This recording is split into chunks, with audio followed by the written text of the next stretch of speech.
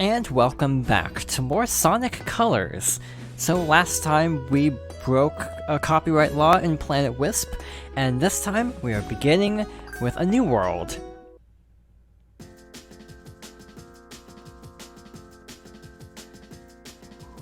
Alright, so Aquarium Park Act 1 is actually a really good level. So a lot of people hate water levels, justifiably so, but this is actually a pretty alright one. The music and setting is really cool.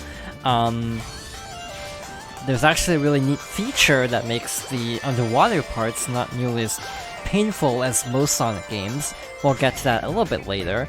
But overall, this is a pretty good example of how to actually pull off a Sonic water level. I forgot to actually use laser. I'm actually impressed that it worked out. Not gonna take any chances, and we're gonna pick up this laser capsule just to be safe. This is not a quick step area, sadly, so we have to take this a little bit slow. Now we're back into 2D. We can actually push boxes by pushing them with a boost, essentially. We can boost along the water, but if we fall, it's not too bad, because now that we have a double jump, all we need to do is repeatedly mash jump, and we're good. We can kind of float up to the surface. This alone makes these pretty manageable. Why no other Sonic game since has actually done this, to my knowledge, I'm not sure. One weird thing, though, is, to my knowledge, there isn't any 3D underwater sections in this game. It's all 2D. That is not the direction I thought it would go. I thought it was aiming right, okay. So I guess we're taking the long way around. That's fine. Overall, I think the atmosphere and music really is what makes this level stand out. Like, as a water level, it's just pretty okay, but the ambiance really sells it beyond that. It's just really nice, like the backgrounds being like we're kind of in this big dome, essentially, within the planet is kind of a neat touch. Also, if you have the laser still, obviously now would be the time to use it, except I missed earlier. So we have to sit through a slow, essentially auto-scroller. So while we're going through this, I guess now would be a great time to mention something I was thinking about off-screen. I think I talked a little bit already about how the DS version has different cutscenes because there are more of Sonic's friends.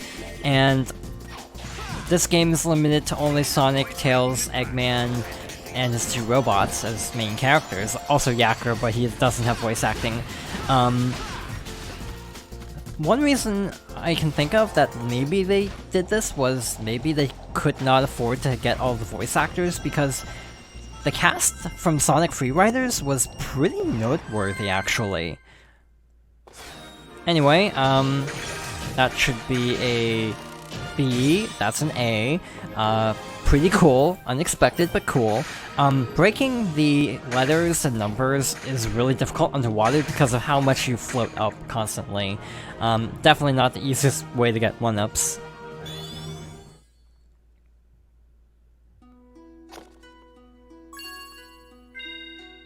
Yeah, overall a nice little underwater stage. Imagine that. So now we're in Act 2, so as I was saying, like, as an example, most of the actors in Sonic, at this point, their careers kind of blew up right after. This was 2010, so like, the actor who voices Espio in modern Sonic games, well, he used to, now he's not voiced by this actor, but he was voiced by Troy Baker for a while, which is kind of a big deal. This was before Last of Us and Bioshock Infinite, and when his career really took off. This was actually the same year as Final Fantasy 13, now that I think about it. This looks scary, so I'm not gonna use Cube there. You know, Travis Willingham voices Knuckles. Now he's not voiced by Knuckles. I can hear the goal already. That was really short. Alright, so yet again, not a great way to get 1-ups. Assuming you get the A rank, that's fine. I'm not gonna really worry about breaking the numbers because it's just not gonna work out. But yeah, this game is short. Like, we might be able to beat this in the next, like, 4 videos, essentially.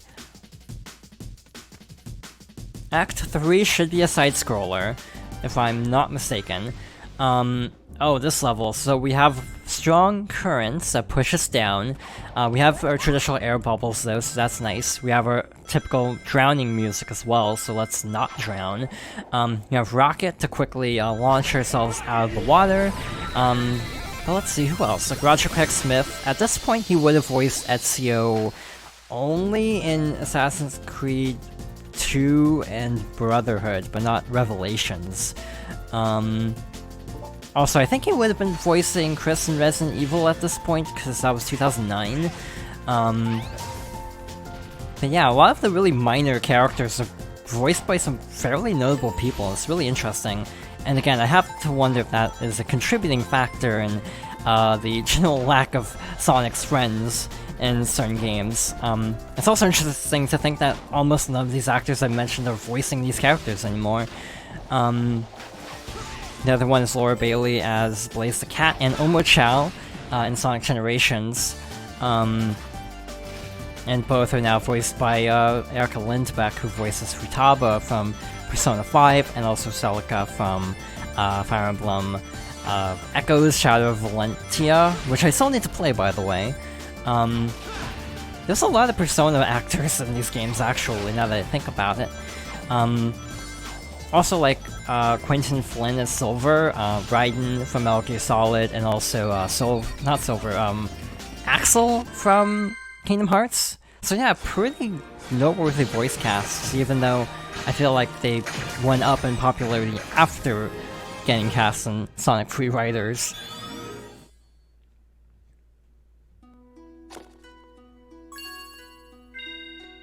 You know, I wish Sonic Free Riders was actually good on that note. With so many good characters, it feels like a waste that the story looks really generic and not interesting, considering both games were like, hey, how do you like racing? Never mind, the apocalypse is happening. I like Sonic Riders and Zero Gravity. I would love to do a Let's Play, except I don't own either game. Sadly, I sold both.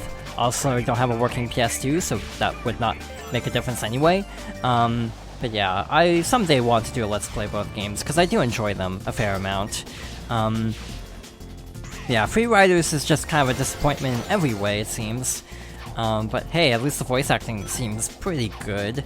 I'm not sure what the writing is like. It looks pretty dull, personally, because again, there's lower stakes, but kind of like Free Riders, Team Sonic Racing, where it's just kind of like, it's not as goofy, but it's also not like particularly memorable either. I still need to play Team Sonic Racing as well. Just never got around to it because it just looked kind of just okay. I'm not really big on kart racers, despite doing a Let's Play of Mario Kart within the year, now that I think about it. But I do kind of want to experience the story. They also kind of ran out of budget by that point, because Free Riders and Team Sonic Racing both have like really generic cutscenes that are just like visual novel portraits of all the characters, which is a shame. Yeah, it is fascinating how many actors really went like pretty A-list after this point. So yeah, most of the Sonic cast has been recast at this point. Sonic and Eggman, I think, are the only actors who have stayed the same. Everyone else is new, I'm pretty sure. Where the heck am I even going? I remember not liking this level. I'm starting to remember why, because I legit don't know where I'm going. I feel like it has to do with the pipes. By the way, Drill can be used in water, which is nice. Makes some of the exploration a little bit more manageable. Yeah, I legit don't see what I'm supposed to do here. Ow. Probably not crash into that. Is that a path up there? That might be a path up there. It just looked kind of off in the distance, so I didn't think it was actually anything. But yeah. Knuckles, Tails, I think Shadow's the same. Shadow also voices Orbot in this game.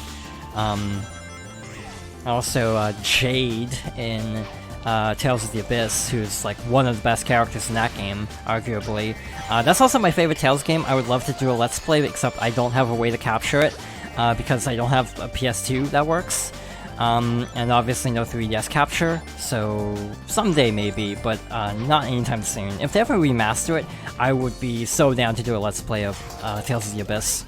I'm pretty sure you can wall jump here if you're like really fancy. I'm not gonna try it, but I assume you could, since the rings were indicating a little passageway there.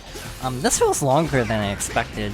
We're at 3 minutes, which is like long for a Colors mid-act stage. Yeah, who else hasn't changed voices? I think Cubot also is the same still. But yeah, Tails is different now. Oh, this enemy sucks, by the way. You can't jump, because we're running down, so we just have to kind of outpace it. So you have to kind of manage your boost meter very carefully, to avoid getting hit. If you can jump over, it's really nice, but you can't. If you get too far away, ow. If you get oh. Well, that's not something I've ever seen happen before. This might work. We might be good. Yeah, we're good. That was dumb, but it worked. Actually. Okay, that's mean. They don't let you use laser here. Oh well. Yeah, if you could jump over the swing, this would not be that bad, but as is, it's not great. But yeah, if you get too far away, he shoots lasers. Just watch out for which laser is lighting up, and pick the one that isn't. This isn't difficult, I just find it kind of unwieldy, hence me getting hit and falling off the stage. I was gonna be really happy if I could have actually salvaged that, but oh well. Overall, this playthrough hasn't had as many deaths as I expected it would. This is not an easy game. It's probably the easiest boost game next to Generations, but it can be a little tricky at times. A lot of it has to do with control limitations, I will admit. I'm glad they mapped homing attack to A and not to shaking the Wii remote, because that would actually be really bad. We are almost done with this world already. That's kind of incredible, actually. This is going a lot faster than I thought it would, to be honest. So while we're going through another little bouncy pad auto-scroller, I guess now would be a good time to talk about something I've alluded to a little bit. This game's reception. I might talk about this a little bit more later on, but to give a brief overview, I think this game was like an 80, or at least like a 79. It was pretty well received critically. Fans were generally really happy with it. I, again, had to warm up to it, but I came around on it and ended up really liking it on a second playthrough. Or actually, I think it was a third playthrough at that point. So what went wrong is a good question. And I feel like, in a lot of ways, it's not really this game's fault that people don't remember it that fondly anymore. It's just because it kind of set a lot of bad precedents. The heavy 2D focus, the wisps, more on that later. Let's see, generally the writing style as well. There's a lot of things that this game started for Sonic, but people were like, it's cool once, but like, they can keep doing this later on. As we get to like Forces especially, you'll definitely see what I mean. That wasn't too bad. I got hit once, or maybe twice, I can't remember actually, but yeah, not too shabby. Might as well get the 1-up.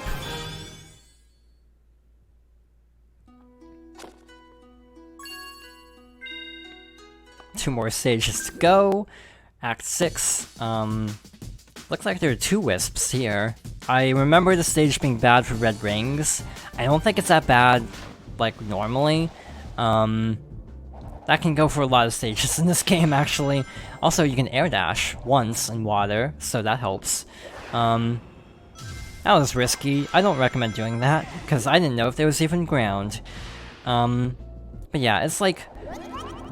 It's almost like the best way to describe it is like New Super Mario Bros., where it's like New Super Mario Bros. 1 was neat, and then they kept making the exact same game, and then it was like not learning from the occasional missteps of that game, and that's why, as a whole, New Super Mario Bros. Is not fondly remembered. I think that's the best way to describe Sonic Colors. As a one-off thing, it was cool, but then they kept making the same mistakes to the point where it just kind of got more obvious, I guess. Specifically the increasing linearity of some of the levels, even though this game isn't too bad. It gets pretty bad by forces. That was a mistake. Okay, that's some knockback.